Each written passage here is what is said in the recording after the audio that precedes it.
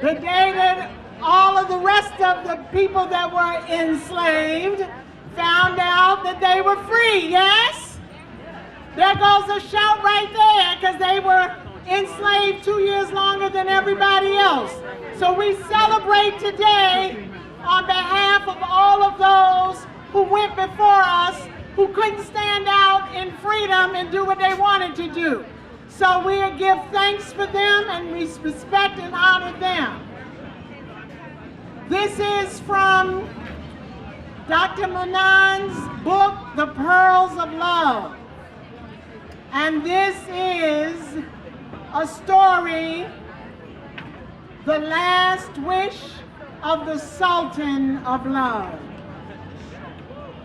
After the COVID wars culminated with the Battle of the 10 Kings in Tribeca, New York City, 4 rulers emerged from the putrid medical dust of dead souls that covered the city. The Emperor of Brooklyn, the Shogun of Queens, the King of the Bronx, and the powerful Sultan of Harlem, aka the Sultan of Love.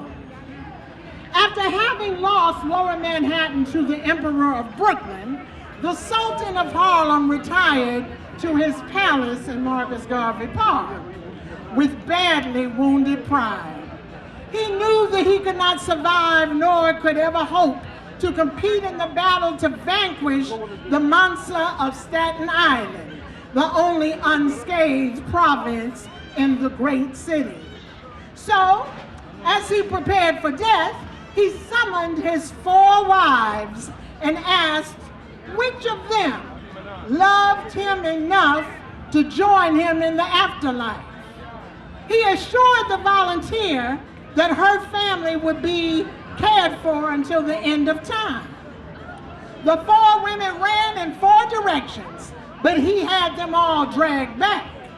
The first wife, Wealth, who was the most beautiful of his wives in his eyes, demurred and said, "Oh, Sultan, even if they bury me with you, another man will dig me up and I will soon be his wife."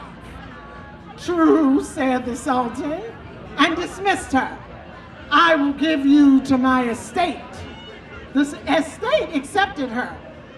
The second beautiful wife, his position in the world, whom he loved immensely, said, "Oh, Sultan of the people, as soon as you die, someone will take your place on the throne. Your position will vanish like a cloud and someone else will sit in your position. I will automatically become his wife." "True," said the Sultan, "I will give you to history." However, history refused, saying, "Oh, Sultan, no man can control his position in history." So the Sultan wept. Then the third beautiful wife was summoned, his pleasures of 10,000 nights. As he summoned her, her perfume transformed him to the kingdom of his memories, one of the 7 kingdoms of the mind. Then she said, "Oh, Sultan, I cannot go with you, for you are going to a place where pleasure has no food, no clothing, or shelter." She turned to a pillar of ice as she got closer to him. His pleasure was frozen in time. The Sultan wept. "Where is my 4th beautiful wife?" the Sultan bellowed. "I'm here," cackled an old bent and frail willow of a woman without teeth or hair. "I will go with you. No problem, sonny boy. But you are no longer beautiful. You are my mighty deeds which I loved. I made statues and commissioned paintings of your beauty. Now you have no teeth, no hair, and you are bent like a willow, although we are both only 40 years old."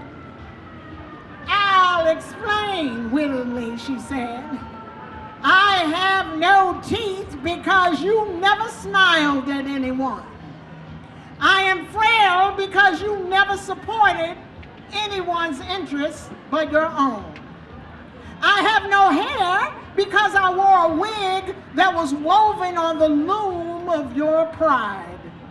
Oh, Sultan, I will be in your bed as your wife forever, for I am your deeds, and you cannot divorce me. After hearing this, the Sultan died of shock. He was buried, and his fourth wife was buried with him. Well, truth be told, she jumped into the coffin, which was rented for the occasion. A new Sultan of Harlem took the dead Sultan's place, and he loved beauty and truth, and he was kind to his people. He was a wise man who united the 7 kingdoms of the mind within himself. The kingdoms of the drives, the 5 senses, the ego, memories, reasons, the conscious, and the will. He established the Republic of Harlem, which lasted for 1,000 years. None of the emperors, shoguns, monsters, or kings could overtake him because he married righteous, the most beautiful, wise, and inspiring of wives, the Sultan of Love, by Dr. Mannan.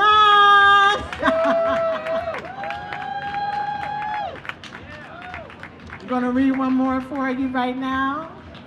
It's called, okay, what's it all about? It's all about love.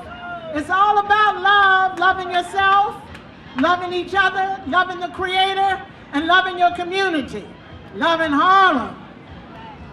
This is called A Prisoner of Love. The first time that I heard your voice on the phone, I would have surrendered my eyesight to listen to it for 1,000 years. It was a voice so poignant that it dragged tears from my eyes, arrested my heart, imprisoned my soul. I knew then that I could never escape loving you, nor did I ever desire my freedom. Ever since I fell, I've been chained to my self-destructed cell. I live on our memories now, eating the bread of your kisses, drinking the ambrosia of your smile.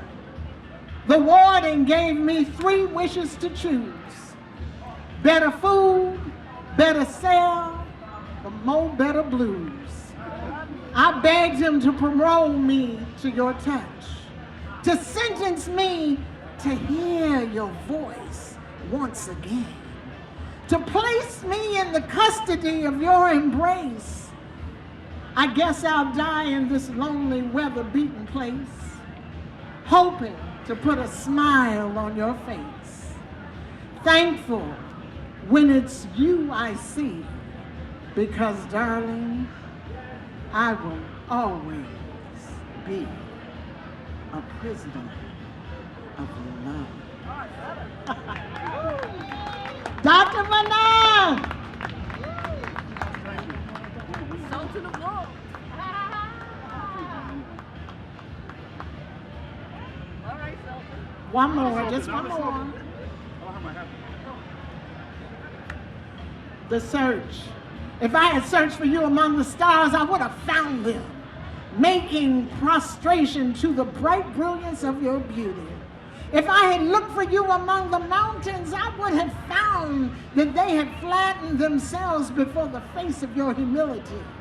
If I had looked for you amongst women, I would have found your throne, there for none can compare. They would have hidden the treasure of your grace from my eyes. But I searched